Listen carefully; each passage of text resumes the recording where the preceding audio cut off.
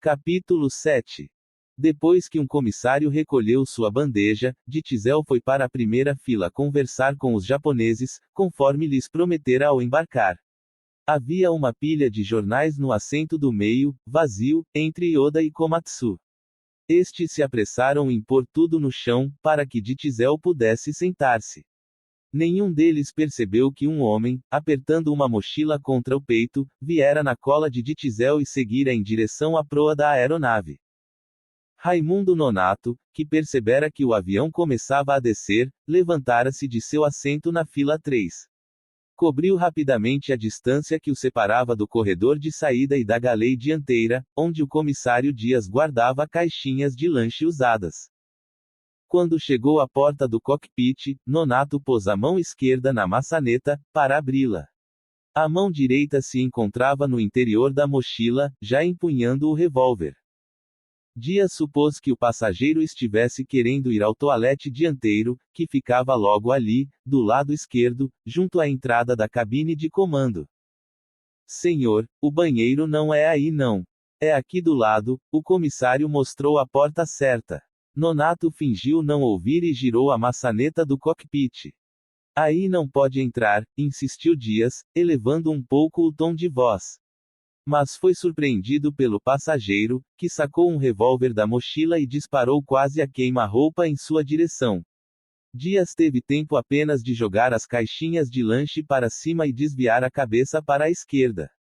Mesmo assim, a bala raspou o lado direito de seu rosto e varou sua orelha, indo alojar-se na parede de pressurização da aeronave. Não o matou por questão de centímetros. Na cabine de comando, Murilo foi o único que percebeu que era tiro. Virou-se para trás e disse para Renhe: Porra, isso foi tiro. O tripulante extra achou que tiro, naquele momento e lugar, era algo que não fazia o menor sentido. Mas ouvira bem o estampido e percebera a agitação do outro lado da porta. Retesou-se no banco, na expectativa do que ia acontecer, com esperança de que fosse apenas algum tipo de brincadeira de mau gosto feita por um dos passageiros. Alguém que estourara um saco de papel, ou coisa parecida. Mas, certo de que se tratava de algo sério, Murilo ordenou-lhe: Trava aí, trava a porta. Renhe ergueu-se rapidamente, trancou-a e espiou pelo olho mágico para ver o que acontecia do outro lado. Só então assustou-se de verdade. Puta! Tem um cara com um revólver aí na porta, relatou ao comandante, sentindo o coração disparar. Amaury Lage, que se entretinha lendo um jornal, pensou que o barulho fosse apenas uma lata de cerveja sendo aberta. Mas seu companheiro Manoel Raimundo, além de ouvir o barulho, sentiu cheiro de pólvora. Ei, Amaury, isso foi tiro. Logo tiveram certeza de que era mesmo tiro, quando um comissário veio correndo pelo corredor, gritando: Ele está atirando, ele está atirando. Tampando com a mão a orelha ensanguentada, Ronaldo Dias se jogou no chão da própria fila 8, no lado direito, onde uma mulher e um médico de Belo Horizonte ocupavam 2 das 3 poltronas. O japonês Shiba, que no instante do disparo saudava Ditzel, mas ouvira bem o estalo seco, ocorrido a poucos metros de sua poltrona, testemunhara a fuga do comissário. Agora olhava o homem moreno, parado junto à entrada do cockpit, com um revólver na mão. O que está acontecendo? Perguntou Komatsu, de cuja poltrona não tinha como ver o corredor de acesso à cabine de comando, por causa da divisória situada entre o lado direito da fila 1 e a galeia. Um homem disparou um revólver, Shiba explicou pausadamente, mantendo a fleuma. O que foi isso? Perguntou Yoda a Ditzel. Este pensou que uma cafeteira ou garrafa térmica explodira na copa. Logo atrás, Assis Costa Couto, que tinha medo de avião e estava torcendo para chegar logo ao Rio, não vira o passageiro baixo e forte se dirigindo para a frente. Mas percebera nitidamente que o barulho era de tiro. Contraiu-se, alerta. Apesar do medo que tinha de qualquer barulho diferente quando voava, Marialice não se importou com o que lhe pareceu não mais que um estalido desimportante. Achou que uma garrafa se quebrara lá na frente. No corredor, Angelão, que acabara de trocar a sapatilha de serviço pelo sapato de salto alto do uniforme, que tinha de estar usando na hora do pouso, passava recolhendo copos.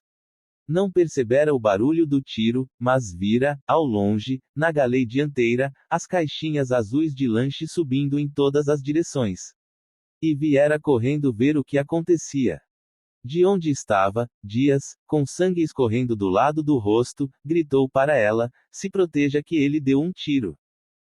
Mesmo assim, a comissária, perplexa, levou alguns segundos para entender o que sucedia. Quando se recuperou, gritou para os passageiros: se abaixem todos. Tem um louco a bordo. Na sétima fila, Cláudio Diniz, apavorado, soltou-se do cinto de segurança e, mesmo sendo um homem gordo, sentou-se no chão, espremendo-se. Não satisfeito, tirou a almofada do assento e usou-a para tampar o rosto. O pistoleiro agora atirava contra a porta do cockpit, tentando arrombá-la. Deu 5 tiros e esgotou a carga do tambor. Sem que ninguém ousasse fazer nada, recarregou rápida e habilmente a arma e voltou a disparar contra a fechadura. Trancados no interior do cockpit, os pilotos ouviam um tiro após o outro, pá, pá, pá. E os buracos rombudos, que começavam a surgir na porta, mostravam que o pistoleiro atirava na direção deles. Algumas balas foram parar no painel de instrumentos, uma espatifou a tela do radar meteorológico, outra destruiu o monitor do CDU, equipamento eletrônico de navegação. Houve um projétil que se aninhou no clip holder, pequeno painel localizado no centro do manche, onde fica o checklist. Murilo sentara-se meio de lado no braço esquerdo da cadeira de comando, tentando fugir da linha de tiro. Só por isso não foi atingido por essa bala, que tinha endereço certo, pois varara o encosto da poltrona. Vangelis se abaixara, encolhendo-se num canto, no lado direito. O comandante gritou para Renhe: pro lado, Renhe. Pro lado. Quando o tripulante extra se ergueu do jump seat, para sair do alcance dos tiros, uma bala acertou sua perna direita, entre a batata e o calcanhar. Fui ferido aqui, ele gemeu para o comandante, sem no entanto perceber que o projétil atingira o osso, fraturando-o. Sentiu apenas o impacto da bala, como o de uma pedrada bem dada. Espremeu-se junto à parede, para não ser atingido novamente. Como era de sua índole, Vangelis se preocupou mais com o amigo do que consigo. Abaixado do lado direito, com o microfone na mão, e branco por causa do susto, olhou para trás, na direção de Renhe, e disse-lhe: calma, Renzinho, calma. Renhe passava a mão na perna, sondando a extensão do ferimento. Pensou num monte de coisas, que fizera e que não tinha feito. Achou que haveria mais tiros e que, mais cedo ou mais tarde, um deles haveria de acertá-lo. Imaginou que fosse morrer. Lamentou que tudo estivesse acontecendo de maneira tão rápida, sem nenhum aviso. Estou indo, acabou, aguardou a chegada da morte. Lembrou-se da mulher e da filha. Lembrou-se de um cobertorzinho amarelo com o qual a menina gostava de dormir. Muito religioso, embora não seguisse nenhuma religião específica, pensou em Deus: se é a sua vontade, que seja dessa forma. Guarda a minha esposa, guarda a minha filha. Mas a pessoa do lado de fora tentava apenas abrir a porta, pois os furos dos projéteis se concentravam no ponto onde ficava a fechadura. Na cabine de passageiros, boa parte dos ocupantes das primeiras filas procurara se proteger lançando-se nos espaços entre as fileiras de poltronas. Mais atrás, os alemães se entreolhavam, apavorados, sem entender direito o que estava acontecendo. O chefe de equipe Pinho, que fora a galei traseira buscar um analgésico para um passageiro, pensou que o barulho era apenas o de uma bandeja caindo. Só quando viu o comissário Valente se esconder por trás de uma poltrona, Pinho percebeu o que ocorria. Sentou-se na última fila do lado esquerdo, de onde limitou-se a observar os acontecimentos, assustado. Angelão sentara-se na mesma fila onde o colega ferido, Dias, refugiara-se. Só que ela estava no lado esquerdo, entre os passageiros Amaury Lage e Manoel Raimundo. Podia ver Dias sentado no chão, o rosto ferido encostado no joelho de uma passageira. Não tendo percebido que o ferimento de Dias era superficial, a comissária preocupava-se com ele. Junto à porta do cockpit, o pistoleiro recarregou o revólver. Shiba pensou em atacá-lo, mas lembrou-se de um filme que vira recentemente, sobre um sequestro aéreo, no qual o sequestrador tinha cúmplices entre os passageiros. O japonês conteve seu impulso. Os tiros recomeçaram. Na cabine, Murilo mandou Ren abrir a porta. Do contrário, morreriam os três ali dentro. Quando a porta se escancarou, um homem forte e moreno irrompeu no cockpit. Sem perder tempo, gritou para o comandante. Vamos para Brasília. Apontou a arma para a cabeça do aviador. Vamos para Brasília. Se tivesse dito, vamos para Cuba, vamos para Moscou, ou, vamos para Bagdá, não teria causado surpresa maior. Por que diabos alguém sequestraria um avião entre Belo Horizonte e o Rio de Janeiro para ir a Brasília? Mas sequestros são sequestros. E quem escolhe para onde se vai é o sequestrador. Isso não impediu que Murilo adotasse o procedimento previsto para aquele tipo de emergência. Fingindo que pilotava normalmente, levou disfarçadamente a mão aos controles do transponder, aparelho que informa a localização e a identificação da aeronave aos controles de terra, e, girando um botão, registrou no instrumento o número 7500, que é o código universal de sequestro, em Aeronautiques, interferência ilícita. Assim procedendo, não precisou dizer que estava sendo sequestrado. O sindacta soube imediatamente. Uma voz seca, profissional, aparentemente desprovida de emoções, fez-se ouvir nos fones de ouvido de Murilo Evangelis. Ciente, 375.